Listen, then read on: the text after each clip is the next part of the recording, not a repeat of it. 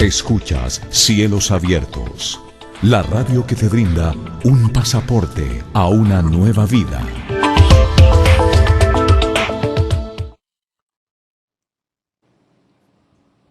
Qué bueno poder tener este tiempo aquí a través de www.cielosabiertosturradio.com y desarrollar estos especiales en el marco de la Hora de la Reforma.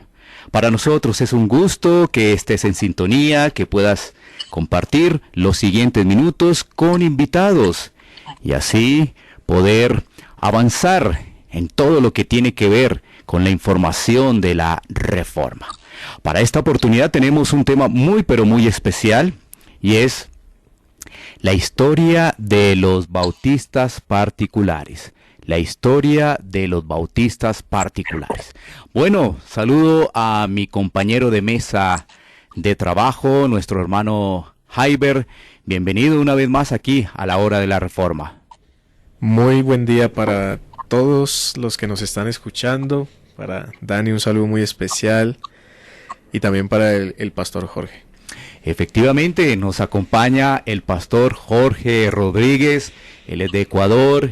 Él pastorea la iglesia Gracia Soberana allí en Santo Domingo, Ecuador. Además, él está al frente de Legado Bautista. Qué bueno es poder tener este invitado con nosotros aquí en cielosabiertosturradio.com y qué mejor que podamos compartir con él pues este tema. Antes de saludarlo y entrar de lleno, mi estimado hermano Jaiber, ¿cuál es el propósito hoy de compartir la historia de los bautistas particulares? Bueno, queridos hermanos, el propósito que tenemos con este espacio particular es precisamente dar a conocer una historia objetiva, un legado tan valioso e importante que tenemos como bautistas y también poder tal vez aclarar algunas dudas, algunas preguntas que se pueden llegar a generar cuando hablamos del bautista y específicamente de este bautista particular o bautista reformado, que es como nosotros nos consideramos. Ok, bueno, entonces ya teniendo como un pequeño preámbulo a manera de introducción, vamos a saludar a nuestro invitado, el pastor Jorge Rodríguez. Pastor, bienvenido a Cielos Abiertos. Gracias, mis hermanos queridos. Es un gozo muy grande para mí poder estar con ustedes hoy. Gracias por esta amable invitación. Siempre es un honor poder compartir con ustedes y hablar de las cosas relacionadas con nuestra bendita fe. Y gracias otra vez por la invitación. Estoy aquí listo para servirles y contestar las preguntas. Gracias, pastor. Pues sí, efectivamente ya estamos aquí listos. Y bueno, comencemos. Vamos a comenzar con las preguntas que se han preparado. Y lo primero es, ¿cómo inician los bautistas particulares? Y también, ¿cómo se diferencian de los bautistas generales? ¿Y por qué esta pregunta, pastor Jorge? Porque es muy importante para nuestros oyentes que podamos tener una buena referencia de los bautistas, pero también, por supuesto, haciendo la claridad de bautistas particulares con bautistas generales. Así que, adelante, pastor. Muy bien, la primera pregunta que tengo que hacer es, ¿cuánto tiempo tengo para contestar? Inmensa, profunda. Es solo una broma. Hay algunas cosas importantísimas que pudiéramos decir en forma de resumen, pero el inicio de los bautistas es ciertamente algo que ha traído controversia en diferentes contextos, porque para algunas personas los bautistas son o vienen desde Juan el Bautista, por ejemplo, y ese es conocido dentro del movimiento bautista como los bautistas del Landmark. Ellos enseñaban que veníamos a través de Juan el Bautista y a través de una línea interminable de sucesión, de fe, nosotros podemos encontrar a los bautistas a través de la historia. Sin embargo, eso ha sido revisado, analizado, y aunque hay muchas personas muy acérrimas defensoras de esta posición, históricamente no hay ninguna evidencia de que eso se pudiera enseñar. Ciertamente hubo personas a través de la historia que bautizaron creyentes, y de hecho, esa fue la práctica única de la iglesia hasta el siglo IV, más o menos. Pero el hecho de tratar de rastrear una línea de sangre o un rastro de la sangre, tratando de mostrar que los bautistas vienen desde allá, para probar que la iglesia bautista es una iglesia sana, correcta, apropiada, no es un asunto necesario. Y de hecho lo que ha provocado eso es que para muchos de los que sostienen este tipo de creencias se volvió como un asunto casi de que la iglesia bautista es la única iglesia verdadera, lo cual es algo que tiene que ser rechazado porque no se trata de una denominación. De hecho, nosotros no vemos la fe bautista reformada como una denominación, sino como una identificación doctrinal. Y creo que esa es la clave. Pero si tuviéramos que contestar de manera directa, tenemos que irnos a Inglaterra en el siglo XVI, la Reforma Protestante llegando a Europa, pero luego de manera providencial llegando a Inglaterra a través de un asunto triste, pero un asunto que Dios lo quiso usar en su providencia. El rey Enrique VIII no podía tener hijos con su esposa Caterina de Aragón, y entonces lo que quiso hacer fue divorciarse y pidió el permiso al Papa para poder hacerlo. El Papa rechazó eso, y entonces no por un asunto cristiano o de fe, ¿verdad? Sino por un asunto de necesidad política, porque Caterina de Aragón estaba relacionada con los reyes católicos de España, los reyes más poderosos de ese tiempo en el mundo. Así que lo que decidió Enrique VIII fue romper la relación con Roma, establecer una iglesia protestante en medio de ellos, por decirlo de alguna manera, pero era básicamente el ropaje católico con otro nombre y ya no tenían como cabeza al Papa, sino ahora al rey. Y esa iglesia, entonces, aunque trajo tristeza en muchos sentidos, trajo alegría a otros que sí habían sido alcanzados por la doctrina que se enseñaba en Europa continental, los panfletos de Lutero, la enseñanza de Calvino había llegado de alguna manera también a través de John Knox a Escocia. Entonces, todas estas personas estaban muy atentas de poder utilizar esta reforma para mucho bien. Lucharon contra toda la corriente que podían de gente que realmente no estaba interesada en honrar una palabra, sino en un asunto político, de independencia, de mostrarse religiosos, pero no realmente de buscar la reforma. Así que de ahí nace el grupo llamado los puritanos, que es parte del grupo de Iglesia de Inglaterra, tratando de purificar la doctrina que ellos tenían, saliendo de lo que ellos habían heredado de Roma y tratando de caminar más hacia una pureza doctrinal. Algunos de estos puritanos con el tiempo se dieron cuenta que la iglesia no iba a cambiar.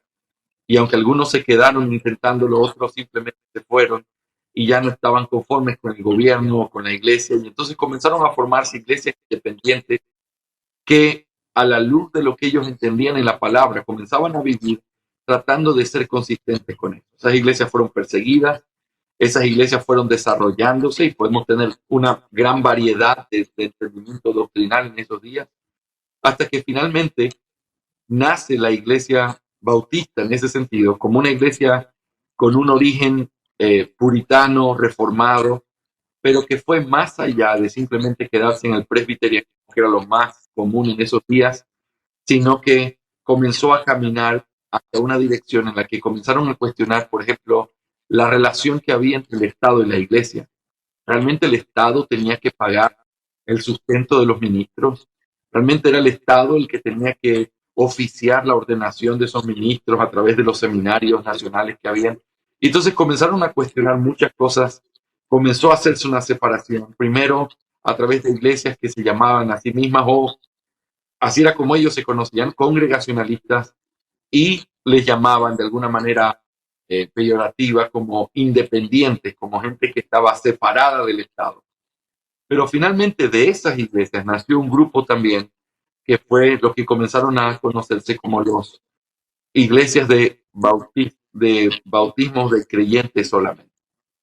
Y así fue como nace el movimiento bautista particular, un movimiento que nace en la Reforma o la posreforma con una creencia calvinista seria, ortodoxa, porque estaban arraigados en todo lo que la iglesia había creído, en las cosas ortodoxas, pero que no simplemente se quedó con el pensamiento reformado, sino que caminó un poco más allá, cuestionando ciertas cosas que eran apropiadas, pero que no se estaban practicando de manera consistente. Y realmente podríamos dar muchos detalles con respecto al tema, porque hay doctrinas maravillosas que aprendimos de nuestros hermanos paidobautistas reformados, pero que cuando uno los lleva a la práctica, si tú eres consistente en aplicar lo que dices, terminarías sosteniendo algo como lo que los bautistas terminaron aceptando. Así que los bautistas particulares son un grupo de iglesias que nace de la Reforma en Inglaterra con la herencia puritana, ortodoxa en su doctrina, pero con la característica especial de la separación de la iglesia con el Estado y una eclesiología diferente, y también con una creencia de que los únicos que podían ser miembros de la iglesia visible debían ser los únicos que pertenecían a la iglesia invisible o a la iglesia de Cristo, el nuevo pacto. Y por lo tanto, como las tres promesas de Jeremías 31 solo pueden cumplirse en creyentes, tener un corazón donde ahora está la ley encima, amando la ley, los pecados son perdonados y todos conocen a Dios de manera salvífica. Eso solo se cumple en los creyentes, no en sus hijos. Y aunque todos los pactos tenían la figura de que por la fe de los padres los hijos entraban en el pacto, el nuevo pacto hace una distinción bien importante que ellos la comenzaron a entender y nos enseñaron a todos nosotros después que somos sus herederos. En el nuevo pacto las cosas ya no serían así, sino que cada cual viviría o moriría conforme a su relación con el Señor, y eso es lo que encontramos en Jeremías capítulo 31 como la promesa del nuevo pacto. Así que, en breves rasgos, muy rápido, este es el origen que tuvo, y es importante, solamente contestando parte de la pregunta, que hay una distinción entre estos bautistas particulares, calvinistas, pactuales, que vienen de la reforma o de la posreforma, con los bautistas que se les conoció como generales. Estos bautistas tuvieron una conexión mucho más cercana con los anabautistas de Holanda, y ellos aprendieron mucho de los detalles de esta fe a través de su convivencia, pero ellos tenían como característica el hecho de que ellos eran arminianos en su enseñanza. Así que esa es la distinción entre bautistas particulares y bautistas generales. Tienen un origen diferente, una doctrina diferente, pero por supuesto tuvieron también un final diferente. Una de las cosas que vamos a hablar en un momento más es que los bautistas generales, estos bautistas arminianos, se convirtieron en un momento de la historia por no ser confesionales. Ellos se convirtieron en unitarios, abrazando el modalismo y negando la Trinidad. Y entonces lo que eso hizo fue que en un poco tiempo llegaran a desaparecer tal como fueron originados en Inglaterra. Y lo que después tenemos en América, aunque hay muchos bautistas que son no calvinistas, realmente su historia es diferente y ya vamos a tener la oportunidad de hablar de eso. No sé, mi hermano, si eso contesta un poco a breves rasgos la pregunta que estábamos haciendo. Muy interesante, pastor, recibir toda esta información, ese recorrido histórico de cómo nacen, si se puede decir así, los bautistas particulares. Y sí, por supuesto, aunque muy resumido, obviamente por cuestiones de tiempo aquí a través de la emisora, pero sin duda es muy interesante, también muy didáctico recibir para nosotros y para los oyentes esta información. Claro que sí, pastor. Bueno, mi estimado hermano Jaiber, sigamos avanzando porque ahí tenemos más preguntas para el pastor Jorge. Bueno, pastor, muchas gracias por ese resumen, esa síntesis muy importante, porque aunque tal vez se pueda apreciar en cortos minutos, hay muchas cosas que están allí claras, que son históricas, y que pensando un poco, por ejemplo, en la literatura, el avance y el aporte que ha hecho esta editorial Legado Bautista Confesional ha ayudado mucho precisamente a poder tomar de sus escritos, poder traducir estos libros historiográficos que han sido de ayuda para poder resolver todas estas dudas e inquietudes. Y tal vez el oyente, mis hermanos, se estarán preguntando, bueno, ¿para qué toda esta historia? ¿Para qué todo esto? Pero es importante que podamos definir primero qué es lo que creemos y quiénes somos, pero no a la luz de pronto de nuestros pensamientos, ideologías, ideas, teorías, sino a la luz de ese espíritu que tenían estos bautistas también, que era un espíritu de sola escritura, de seguir avanzando en la reforma, de seguir comprobando cada uno de estos elementos que eran importantes a la luz de la palabra de Dios, como el pastor estaba mencionando, citando por ejemplo Jeremías y la interpretación que ellos vieron que era la correcta en este aspecto. Pero entonces, estos bautistas particulares que nacen en Inglaterra empiezan a tomar como un poder en el Señor, empiezan a expandirse y empiezan a desarrollarse. Y la pregunta que quisiera hacerle entonces al pastor Jorge es, ¿cómo se puede rastrear o qué perspectiva se tiene a través de la historia de esta consolidación de los bautistas particulares hasta el día de hoy? Sí, es una excelente pregunta conectada con su fe. Nacieron o las primeras iglesias comenzaron a sostenerse en los años 1640. Ellos vieron la necesidad debido a toda la acusación que tenían. Habían ciertos patrones que los relacionaban inevitablemente con otros grupos radicales que habían hecho muchas cosas mal, como por ejemplo los anabautistas. 100 años antes, es decir, en 1530, 40, los anabautistas que tenían una fe que tenía que ver con interpretación inmediata o revelación inmediata de parte de Dios. Habían diferentes grupos, realmente no se puede unificar lo que ellos creían como un solo credo, pero parte de los credos que ellos tenían es que ellos, por ejemplo, reconocían que el gobierno civil era enviado del diablo, que no se debía pagar nada al gobierno, que ser parte o conectarse con el gobierno era básicamente eh, ser parte del sistema de Satanás. Por lo tanto, no debían pelear en guerras, no debían dar tributos. También, debido a esta revelación inmediata que ellos creían, uno de los hombres mentores de ese grupo en Alemania comenzó a decir que él había recibido una revelación de parte de Dios en 1540, donde él era David y había otro que era parte de estos hombres de Dios, y que una ciudad llamada Münster en Alemania se convirtió en la nueva Jerusalén, y entonces ellos tenían que defenderlo. Y la historia dice que hubo una gran matanza por causa de esta locura que ellos comenzaron a enseñar.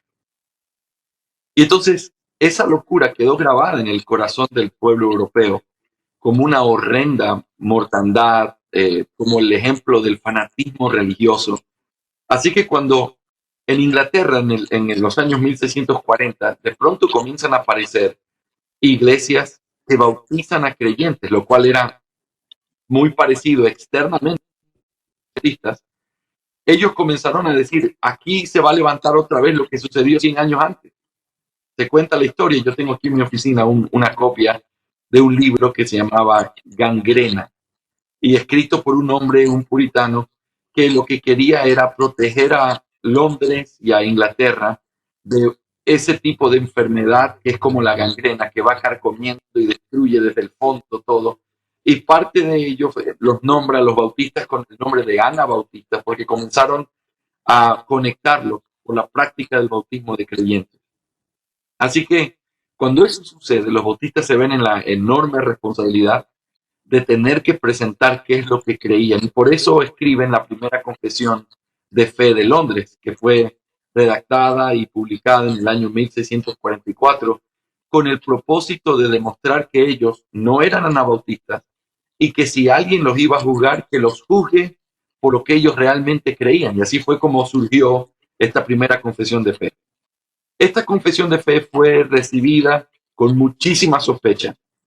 Y aunque por el deseo que ellos tenían de ser recibidos y de ser reconocidos como hermanos, porque ellos no se creían ni los únicos, ni que ellos realmente tenían la doctrina, sino que ellos reconocían que venían de una herencia riquísima, pero que por la palabra de Dios y por causa de este criterio de la sola escritura, ellos encontraban que en la Biblia el bautismo de infantes no era una orden dada por el Señor, sino una conjetura que no debía ser seguida porque Dios no había ordenado tal cosa. Y entonces ellos eran responsables de ser fieles a lo que habían creído, sin menospreciar a sus hermanos, aunque ciertamente diciendo, en esto no están bien, pero nosotros tomamos su herencia puritana, su herencia ortodoxa, su herencia reformada, pero en esto nosotros creemos que esta es la aplicación correcta. Y eso fue lo que escribieron en la confesión. Es interesante que cuando uno la lee, uno se da cuenta que en la carta introductoria uno puede ver un corazón donde ellos no se sentían ni estaban reclamando lo que las sectas reclaman normalmente, nosotros somos los únicos, esta es la iglesia de Jesucristo, la única verdadera, la que tiene que ser reconocida, todos los demás están mal, nada está bien fuera de nosotros, lejísimos de tener esa actitud sectaria. Lo que nosotros encontramos son palabras de bondad, como dice el proverbio, queriendo mostrarse amigos para tener amigos, no negociando con la fe, pero siendo transparentes con la fe, diciendo, hermanos, hemos tratado de poner esto con todo respeto. Somos hermanos, somos cristianos, somos ortodoxos, somos reformados, pero somos y creemos en el bautismo solo de creyentes. Esa confesión de fe tuvo una importancia para poder darles lugar dentro de todos los movimientos ortodoxos y reformados en Inglaterra en estos años. Pero finalmente, ese grupo de iglesias que originalmente cuando escribieron la confesión en 1644 eran solo 7, para el año 1689, que es cuando se publica su segunda confesión de fe, encuentras que esta confesión está escrita por o firmada por más de 100 iglesias. Significa que el grupo comenzó a crecer.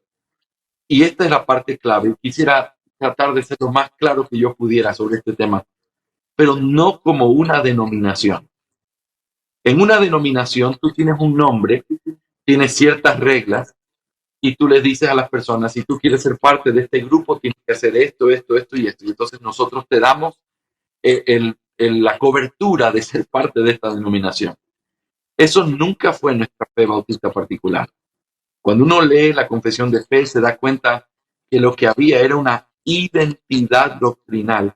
Eran iglesias que eran diferentes en algunas cosas, pero que ellos realmente en eso que estaban escribiendo, en esos puntos ellos estaban de acuerdo. En eso ellos decían, nosotros caminamos juntos con todos los que tengan esta misma fe. La confesión de fe de Londres, las dos, pero especialmente hablo ahora de la del 89, tenía una naturaleza completamente inclusiva. Eso significa que todos los que tengan esta fe, súmense a nosotros porque queremos reconocer a nuestros hermanos, caminar con nuestros hermanos. Y esta es la fe que tenemos en común.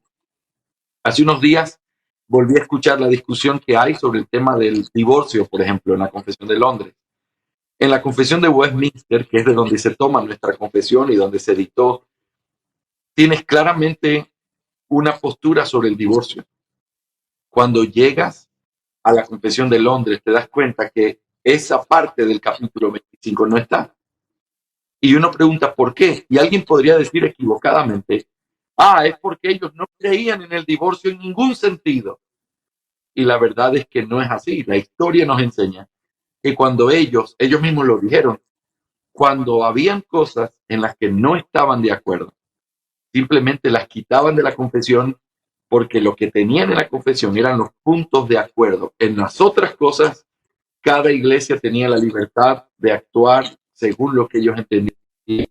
Entonces, no es básicamente una denominación en donde tú tienes un grupo de personas diciendo que esta es la lista de cosas que tienes que hacer, sino una declaración de fe en donde todos los que se identificaban con esa fe y vivían de una manera consistente con esa fe eran sumados a caminar en este tipo de iglesias o de grupos de iglesias en donde estaban juntos para plantar otras iglesias, preparar hombres, enviar ofrendas a lugares donde los pastores no tenían los recursos necesarios porque las ciudades eran pobres. Entonces, ese es el espíritu que está detrás de esta herencia. Y nosotros sabemos todo lo que sucedió con ellos gracias a las confesiones de fe históricas, las dos que tenemos, más la que hicieron en Estados Unidos en el año 1742, que fue básicamente la misma del 89, solamente sumando 2 capítulos adicionales sobre la imposición de manos y sobre el cantar himnos en el culto público. Pero lo que nosotros vemos es que esa consistencia doctrinal es la que se mantuvo con los años. Y por supuesto, hubo problemas, hubo separaciones, hubo conflictos. La asociación en Londres y luego terminó por desaparecer. Pero lo que sí podemos ver es que dado que no era una denominación, sino iglesias independientes que se identificaban con esa fe, por eso esa fe llegó a América, por eso esa fe se ha repartido en todo el mundo. porque no hace falta una línea que trace.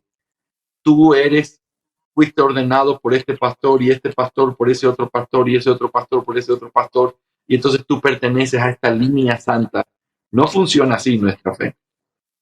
Si tú te identificas con esta fe, y si tu fe se puede resumir y con buena conciencia y con integridad tú puedes decir, me suscribo a esta confesión de fe, tú tienes iglesias hermanas en todo el mundo que quizás no hablan tu mismo idioma, pero tienen tu misma fe y se identifican con esa misma fe.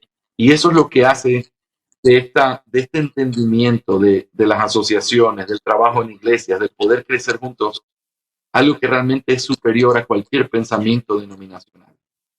Esto es un reconocimiento entre iglesias hermanas que caminan juntas, que pueden trazar su herencia basados en lo que tenemos como fe en común. Así que eso es lo que quería decir con respecto a cómo fue ese progreso y por qué llegaron de una manera tan clara a América con esa fe. Sí, no sé si tenemos una pregunta relacionada con el futuro en América, pero creo que es un tema importante porque hay una pregunta básica, ¿verdad? ¿Cómo, si esa es la realidad y los bautistas generales se extinguieron en Europa, cómo así que los bautistas hoy en América son la gran mayoría, son arminianos? Y me estoy haciendo esta pregunta solita y les pido disculpas a mis hermanos, pero siento que es importante cerrar la idea. Los bautistas particulares, parte de lo que hicieron fue venir al Nuevo Mundo para establecer iglesias, porque quiero que recuerden que Inglaterra vivió bajo mucha persecución y hombres conocidos como bautistas, aunque con una fe un poco diferente en algunas cosas, como John Bunyan, estuvo preso. Muchos de nuestros héroes en la fe estuvieron presos de los bautistas particulares por causa de ser bautistas, no por ninguna otra razón. Y entonces cuando tú te encuentras con eso, hubieron hombres que pensaron, tenemos que ir y seguir plantando iglesias, llevando nuestra fe, y llegaron a América. Todos los vestigios de las grandes denominaciones bautistas en América pueden rastrear su identidad en común con el grupo de bautistas particulares que salieron de Inglaterra hacia el Nuevo Mundo. Tenemos asentamientos muy antiguos, tenemos cosas bien antiguas como la Asociación de Filadelfia, que data del año 1740 en adelante.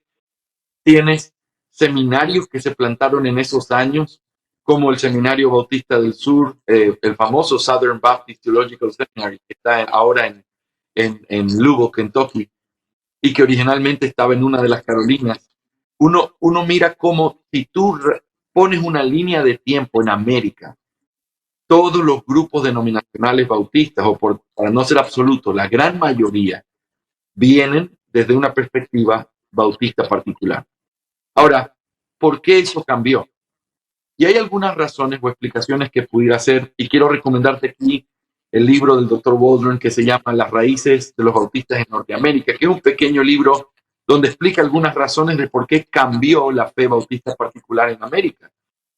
Una de las razones históricas es conflictos, personas siendo arminianas y abrazando la fe bautista, pero tratando de mantenerse como arminianos. El hecho de que se escribieron confesiones de fe que fueron un poco más, o digámoslo esta manera, un poco menos calvinismo, como la confesión de New Hampshire. Y también tú tienes todo este tipo de trabajo en equipo, cómo fueron tolerándose un poco y la doctrina dejó de ser tan claramente distinguida. Sin embargo, lo que hizo la verdadera diferencia al final fue la introducción del liberalismo teológico. Tú recuerdas la famosa historia de Spurgeon y cómo él denunció que se estaba metiendo veneno dentro del seno de la iglesia en Inglaterra, en Europa, y él finalmente terminó renunciando a la Unión Bautista. Escúchame bien, no eran por ser neocalvinistas, no era porque tenían otros instrumentos en el culto. La razón por la que se separó de ellos fue porque estaban comenzando a enseñar que la Biblia no era la palabra de Dios. Eran unitarios, negaban la Trinidad. Comenzaron a negar el hecho de la redención. Todas esas cosas eran veneno puro que la iglesia estaba bebiendo. Spurgeon lo denuncia. Estamos hablando de que al final de su vida, 1890, Spurgeon muere y lo que él había dicho de que eso estaría en todo el mundo en los próximos años realmente se cumplió. Porque el liberalismo teológico llegó a todos los seminarios, golpeó muchísimas iglesias, denominaciones. No hubo lugar donde el liberalismo no haya querido entrar y golpear las puertas. Cuando el liberalismo llega a Norteamérica, que por cierto, si tienes la oportunidad alguna vez de ir al seminario de Princeton, que tú sabes que fue un baluarte de la teología bíblica, he tenido la oportunidad de estar ahí 2 o 3 veces, y lo más importante, y me gusta repetir esto, lo más teológicamente sólido que hay en Princeton se encuentra en su cementerio. No en el seminario, no en las aulas. La última vez que llegué al seminario de Princeton había una señora en estado de embriaguez diciendo que aquí no había nada que buscar y que mejor vaya a tomar un café en la ciudad. Ese es el lugar donde estuvo B.B. Warfield. Ahí fue presidente Jonathan Edwards. Pero todo eso se perdió por causa del liberalismo. Ahora, ¿cuál es el punto? Cuando el liberalismo comienza a golpear, muchas de las denominaciones fundamentales que guardaban la doctrina sólida se unieron, entre ellos presbiterianos, bautistas y otros grupos que estaban surgiendo en Norteamérica, se unieron con un mismo fin: batallar en contra de aquellos que estaban golpeando los fundamentos. Como el calvinismo no era parte de esas cosas que estaban, digamos que en tela de juicio en ese momento, sino cosas más ortodoxas que realmente negaban el cristianismo, el calvinismo pasó a ser algo que quedó en segundo plano. La teología pactual pasó a ser algo de segundo plano y se enfocaron en la doctrina de la palabra, sobre todo en la palabra, pero también en Cristo, en la Trinidad. Y eso es lo que causó el movimiento llamado los fundamentalistas. El fundamentalismo, aunque fue la protección de todas estas cosas del liberalismo y finalmente triunfó con la declaración de la inerrancia de la Escritura de Chicago, el hecho de que no habían doctrinas como calvinismo o teología pactual hizo que eso pasara a un segundo plano y se olvidara temporalmente. Por eso, la gran mayoría de misiones que se hicieron en los años 1950, 1960 y que enviaron misioneros incluso a Latinoamérica, eran misioneros fundamentalistas, pero no calvinistas y no pactuales, porque simplemente ya no se enseñaba en los seminarios. E incluso los bautistas particulares en su fe, podríamos decir, desaparecieron temporalmente hasta que, golpeando las puertas de un seminario presbiteriano, Arthur W. Pink fue el que comenzó a moverse desde un dispensacionalismo, que eso era la base de esos años y sigue siendo hoy de alguna manera, hacia la teología pactual, y él es el que, al ser bautista, comienza a entrelazar otra vez nuestra teología. Pero esto es lo interesante de ese fenómeno. Es recién en estos años cuando comenzamos a desempolvar libros del pasado, cuando hombres como Sam Renihan, Pascal Denot, Richard Barcelos y otros comienzan a hablar de temas relacionados con nuestra teología pactual, es que comenzamos a retomar y a identificarnos con lo que alguna vez fuimos.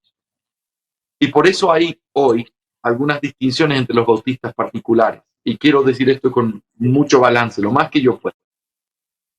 Hay bautistas que pertenecen a la línea de Arthur Pink y de esa línea que eran presbiterianos entendiendo la teología bautista y que llegaron a un medio punto de entender ciertas cosas. Muchos de los misioneros enviados en esos años, los años 60, 70, tenían esta base. Muchas de las iglesias plantadas en ese tiempo tenían estas bases.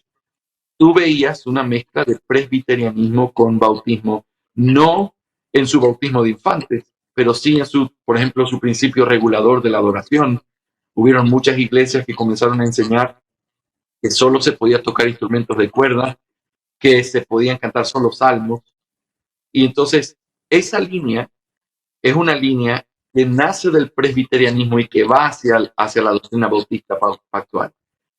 Nosotros podemos entenderlo. También el gobierno solo de ancianos en la iglesia y quitar cualquier responsabilidad a la iglesia o quitar el congregacionalismo bíblico como lo entendemos, lo que hizo fue que también fueran iglesias con un gobierno presbiteriano completamente donde los pastores escogían pastores, donde los pastores practicaban la disciplina eclesiástica y ellos eran los que llevaban las llaves del reino de los cielos. Otra vez, es presbiterianismo yendo hacia la doctrina bautista pactual. Y esto es importante decirlo porque nosotros nos levantamos sobre los hombros preciosos de hombres que hicieron eso. Y yo conocí la doctrina de la gracia, las doctrinas reformadas y la doctrina bautista particulares a través de hombres que nos enseñaron desde esa perspectiva. Y la clave hoy no es simplemente cuestionar o separar, sino construir desde donde otros se quedaron e hicieron bien su trabajo en la responsabilidad que hoy tenemos. Y por eso nace el legado bautista confesional y por eso la importancia de enseñar en seminarios, porque creemos que tenemos preciosos antecesores y que hoy nosotros tenemos una responsabilidad que cumplir. Y esa responsabilidad está conectada con la comprensión que ahora tenemos de nuestra teología pactual. Piensen en esto, solamente 10 años atrás, muchos de los pastores amados que nos enseñaron a nosotros nunca tuvieron acceso a libros como los que hoy tenemos en nuestra mano y en español. Eso, lejos de darnos un argumento para juzgar, nos pone una responsabilidad sobre nuestros hombros de tener que volver a la Escritura, porque en eso consiste nuestra fe bautista particular. Bueno, pastor, seguimos entonces avanzando y muy interesante ese recorrido que hemos hecho a través de la historia, cómo se consolidan los bautistas particulares. Y mira, pastor, que ahora, teniendo presente el nombre bautistas particulares, uno escucha en Latinoamérica bautistas reformados. Y sale una pregunta que podría ser un poco trivial para unos, sin importancia, pero para otros podría ser algo también como un distintivo. ¿Cómo se deben llamar en este siglo XXI los bautistas, bautistas particulares, bautistas reformados, a agregarles algún otro nombre? ¿O qué se debería en estos momentos hacer? Bueno, vuelvo y reitero, para algunos podría ser algo sin importancia, ¿no? Pero para otros sí, de todas maneras, quisieran escuchar, por ejemplo, tu opinión sobre el particular. Hay una discusión que surge sobre esto tratando de mirar la historia y que realmente desde mi perspectiva y con muchísimo respeto, creo que es innecesaria y controversial. Algunos han dicho que lo que se necesita es que tenemos que llamarnos credo bautistas reformados, como si esa fuera la nomenclatura apropiada para describir lo que somos. Y creo que caemos en la falacia de palabra-concepto. Lo que necesitamos entender es qué queremos decir.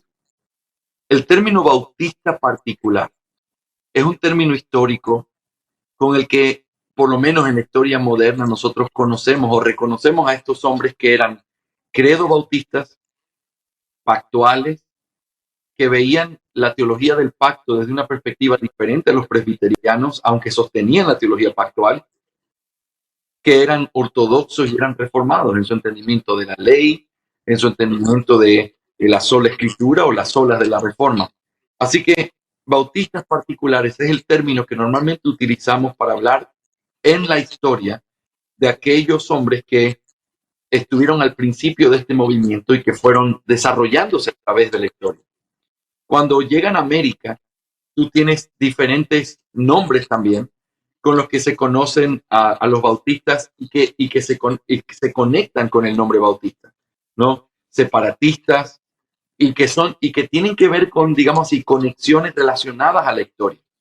Así que yo les recomiendo a todos que cada vez que uno usa un término histórico, tiene que pensar en el contexto en el que se da y por qué se enfatiza. Bautista particular, para diferenciarlos de los bautistas generales que nacen en una conexión más íntima con los anabautistas. Los bautistas particulares nacen en un contexto reformado, como iglesia independiente, y en medio de toda la persecución que había.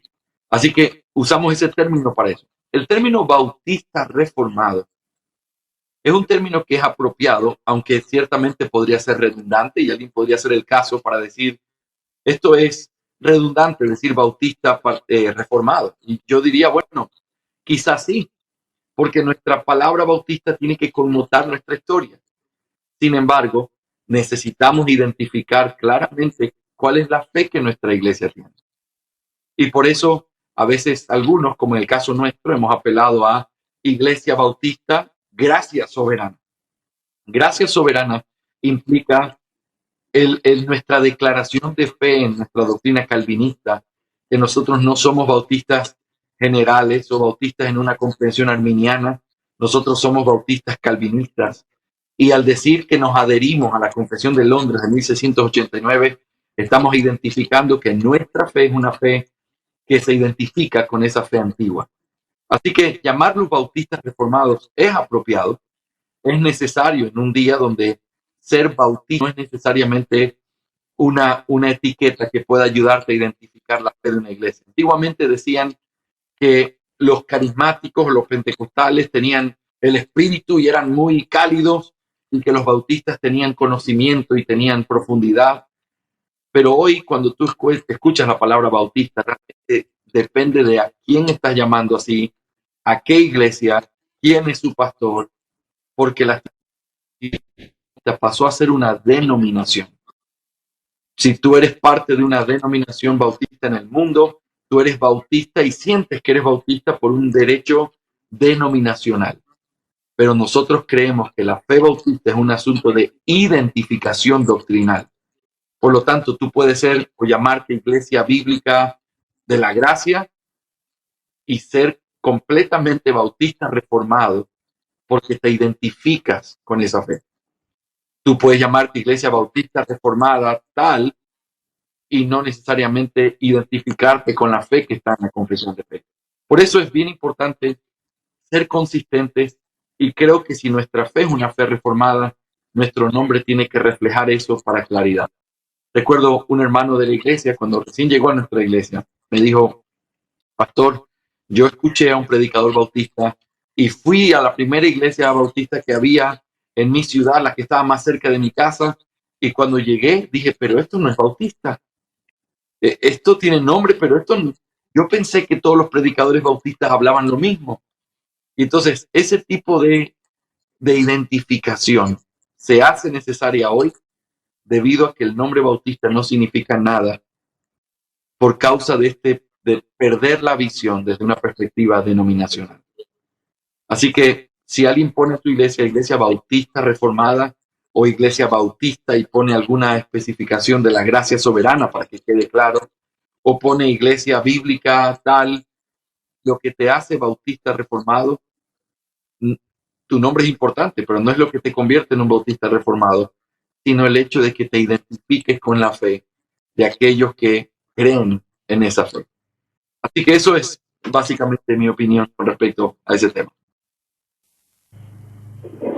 Gracias, Pastor Jorge, por esa apreciación y también por ese recuento teológico e histórico de las raíces bautistas, de cómo llegaron hasta América Latina. Y quisiera hacerle una pregunta que creo que puede ser muy útil para los oyentes, porque usted dio muchos datos, nombres de documentos, como las confesiones, como declaraciones, como sitios, y yo creo que hacemos bien en tomar nota de cada una de estas cosas para aquellos que tal vez no conocen, que aún se identifican como bautistas pero no conocen ninguno de estos datos, aún tal vez algunos la confesión que nos están escuchando, que ellos puedan averiguar.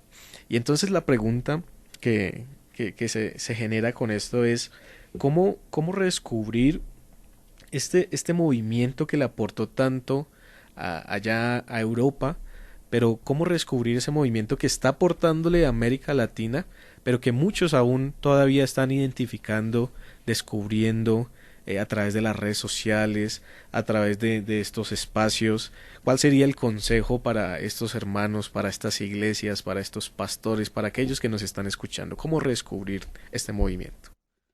Muchísimas gracias por esa pregunta. Quiero decirles a todos nuestros amables oyentes que la doctrina bautista es realmente un tesoro precioso. No es la iglesia verdadera, no es la denominación única que va a estar en el cielo. Eso realmente es completamente contrario a todos los bautistas que vivieron antes que nosotros.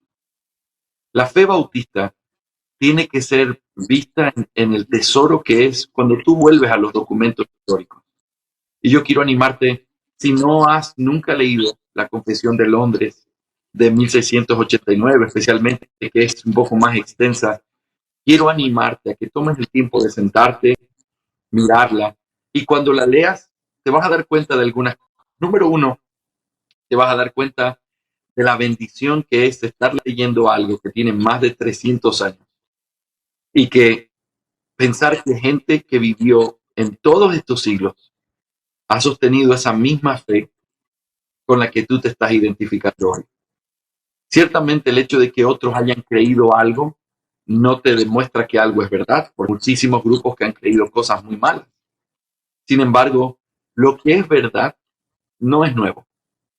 Y por eso tú puedes encontrar la verdad de Dios, la vas a poder rastrear sin problema en la historia, porque es lo que las personas han sostenido. Al tomar la Biblia como tú, meditar en la Biblia como tú y escribirlo, te permite llegar a la conclusión de decir, wow, es exactamente como yo lo entiendo. Eso es maravilloso porque nos recuerda la obra de Cristo en su iglesia por todos estos años. Él prometió que él edificaría su iglesia, que enviaría su espíritu para guiar a los apóstoles en primer lugar y luego a través de esa doctrina apostólica guiar a la iglesia en el progreso y el desarrollo de estas doctrinas. El tesoro y comenzar a entender ese tesoro que recibieron en el Nuevo Testamento. Por lo tanto, vas a encontrar la bendición de que estás en compañía de muchos que caminaron antes que tú. La segunda cosa que vas a encontrar, cosas que ellos creían que eran maravillosas y que hoy, por circunstancias, por la providencia de Dios también, han dejado de ser vistas. Y eso no es que no te permite ser cristiano, por supuesto que no, pero cuando tú entiendes la doctrina de la manera profunda en la que ellos lo entendían, por ejemplo, entender la Biblia como una sola historia de redención, cómo todo está conectado y centrado en la promesa de Cristo que vendría, cómo Él es ese hijo de la promesa que se estuvo esperando a través de todos los siglos, cómo toda la historia va progresando hasta finalmente encontrar en Cristo el cumplimiento de esa promesa. Entender la Biblia de esa manera, interpretar la Biblia de esa manera, cambia tu vida para siempre. Afecta tu manera de entender, de tener gratitud al Señor, de amarlo, de buscarle, porque tu manera de entender lo que Él ha hecho va a ser diferente ahora. Y hay preciosísimas doctrinas que están claramente expuestas en estas confesiones de fe que simplemente la iglesia cristiana la ignora. Y pienso en las palabras de Pablo orando a los hermanos de Efesios y diciéndole a los hermanos, oro para que ustedes puedan saber la esperanza de ese llamamiento y la riqueza que ustedes tienen en gloria. El énfasis de que ellos sepan nos tiene que llevar a pensar hoy que el conocimiento, el saber la doctrina, es algo que es la voluntad de Dios para tu vida. Y en medio de este mundo donde los himnos que cantamos o las canciones que cantamos no son suficientes para poder sostenerte en medio de una prueba, porque lo que hacemos es repetir letras emocionales, emocionarnos temporalmente, pero sin contenido. Quiero animarte a que te metas y navegues en este contenido profundo, misterioso, pero al mismo tiempo conocible, que se encuentra en estas confesiones de fe y especialmente en la confesión de 1689. Pero finalmente, también al leerla te vas a encontrar con esta verdad, que ellos tenían el corazón apropiado, el cual nosotros tenemos que imitar. Ellos no pretendían ser nuevos, ni los únicos, ni ser aquellos que condenaran al resto. Ellos disfrutaban y querían ser conocidos dentro de la comunión con otras iglesias bíblicas. Buscaban hacerle bien a los demás. Tenían una buena relación con personas que creían diferente a ellos. Ellos no creían que se debía perseguir a aquellos que no tenían nuestra misma fe. Ellos creían que cada persona tiene libertad de interpretar lo que dice la Escritura, porque esa es su responsabilidad delante de Dios. Y que cuando coincidimos en eso, podemos caminar juntos y hacer la obra de Dios, uniendo nuestras manos para poder extender su reino. Cuando uno piensa en esas verdades, uno se da cuenta que cualquier tipo de corazón sectario, elitista, que piensa que solo nosotros tenemos la razón, está tan lejos de la fe que nosotros tenemos, que nos permite tener un corazón otra vez amoroso, compasivo, que nos permite caminar con paciencia con otros, que quizás no han podido ver en las escrituras todavía lo que tú entiendes, pero que es tu responsabilidad orar por él, buscar su bien y orar y anhelar que el Señor pueda abrirle sus ojos también, porque de nada serviría que alguien haga cosas o crea en cosas porque nosotros las creemos, sino que lo crean porque el Señor los convenció a través de la palabra. Cuando es así, son convicciones que duran para siempre. Así que quiero animarte, busca esa confesión de fe en nuestra página de legadobautistaconfesional.com. Tú puedes encontrar la confesión de fe de manera gratuita para descargarla en PDF y puedes leerla, puedes meditar en lo que dice, mira el corazón que está detrás de lo que dice. Y quiero animarte también a que puedas tomarte el tiempo de pensar en esa identidad preciosa que tienes. Si tú eres bautista y nunca has escuchado de estos temas, está bien, pero no te quedes ahí.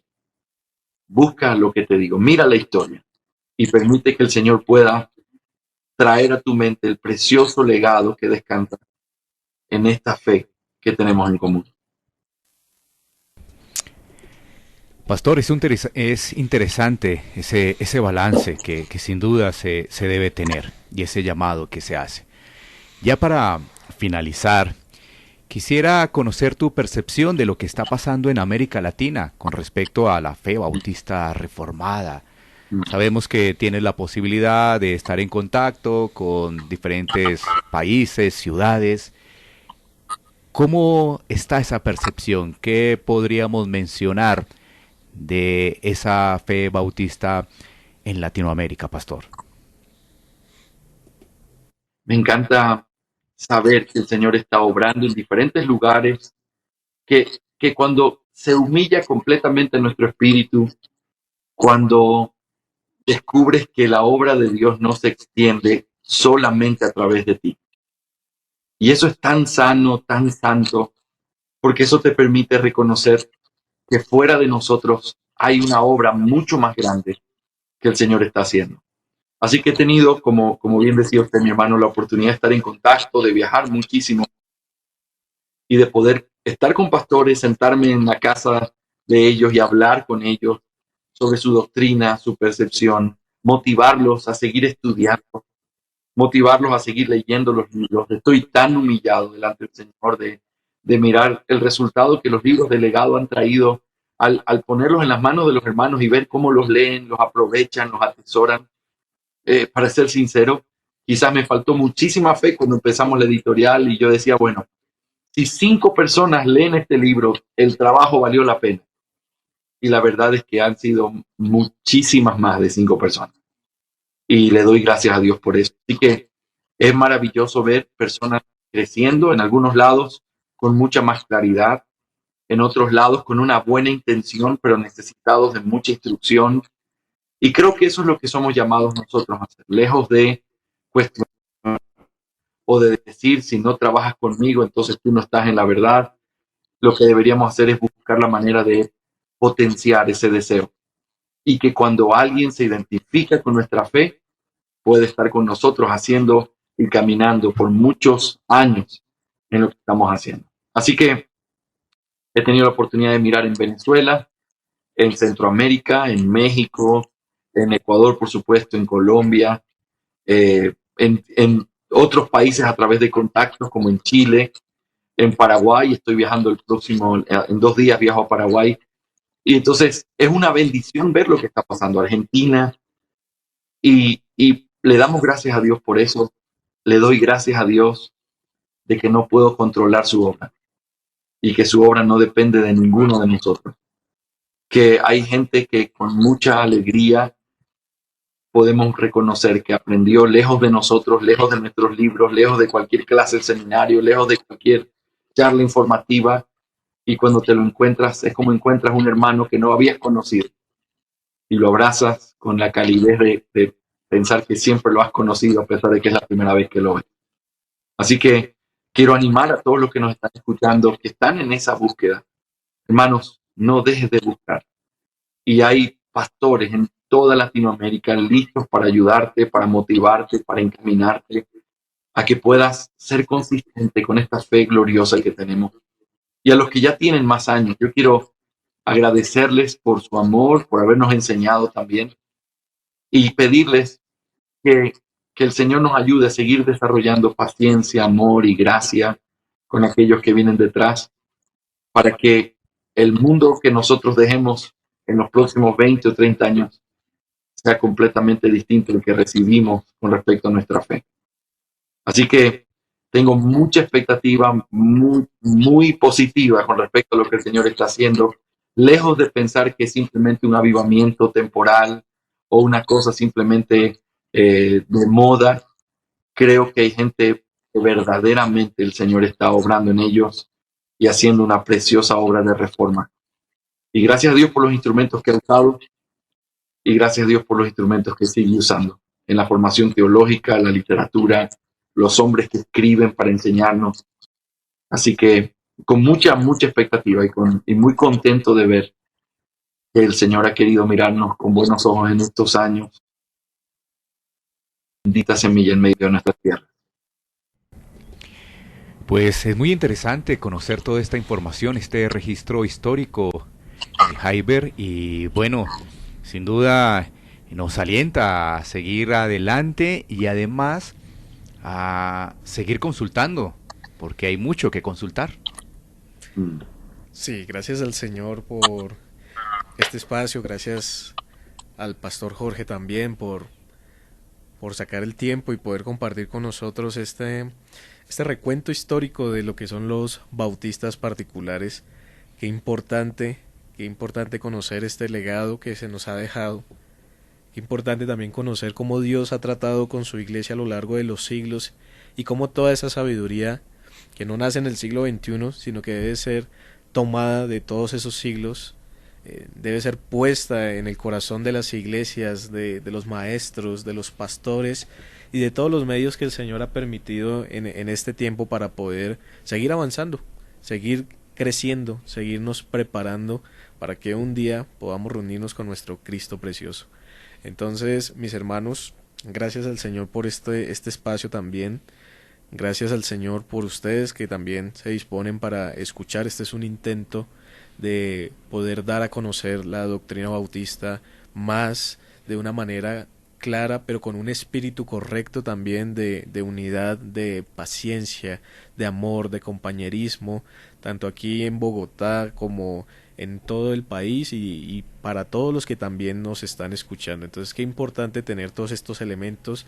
Aquí se mencionaron muchas cosas que pudieran ampliarse en programas posteriores, que pudiéramos tomar cada uno de estos elementos para tomar una hora de la reforma, y pues Dios quiera nos permita seguir desarrollando estos temas y que cada uno de ustedes pueda compartir este programa, que cada uno pueda salir también edificado y animado para seguir sirviendo en su iglesia, congregándose fielmente y viviendo para la gloria de Dios, como todo lo que estos bautistas y nosotros intentamos hacer, el sol y de gloria, porque solamente a Dios la gloria, con nuestras vidas, con nuestras bocas, y por supuesto reconociendo que Él es el que hace y que nosotros solamente le servimos y le adoramos a Él.